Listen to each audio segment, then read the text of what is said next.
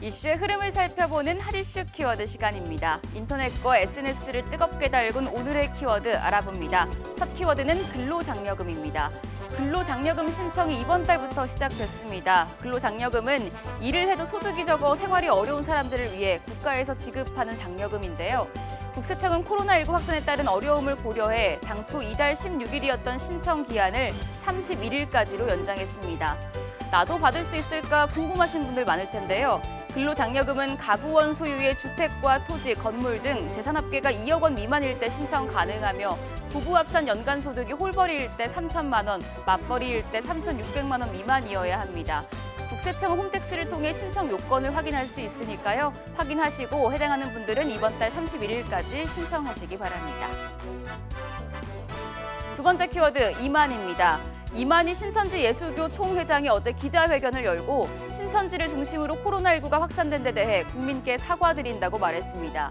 이 총회장은 큰 절을 2번 올리고 앞으로 모든 노력을 다하겠다고 전했습니다.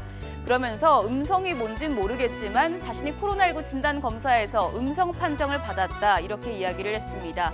실시간 검색어에 이만희 시계, 이만희 눈동자 등의 키워드가 올라오고 있는데요. 이 총회장의 어제 찬 시계가 박근혜 시계로 알려져 세간의 관심을 모았고 또 눈알의 검은 자위가 유독 도드라져서 이 총회장의 눈동자에도 시선이 쏠렸습니다. 세 번째 키워드 신천지 강제 수사입니다. 코로나19 방역 업무를 방해한 혐의로 신천지 예수교회에 대해 검찰이 강제 수사에 나서야 한다는 목소리가 커지고 있습니다. 앞서 서울시가 이만희 총회장 등 신천지 관계자들을 살인죄 혐의로 검찰에 고발한 바 있습니다. 추미애 법무부 장관은 지난달 28일 일선 검찰청에 불법 행위가 있으면 강력 수사로 강력히 대처하라고 지시했습니다. 하지만 방역 당국이 강제 수사가 방역에 방해가 될 수 있다며 우려를 표했는데요. 방역 당국은 신천지 신자가 음성적으로 숨는 움직임이 확산되면 방역이 긍정적이지 않은 효과가 나타날 수 있다고 설명했습니다. 이 때문에 검찰은 강제 수사에 신중한 태도를 보이고 있습니다.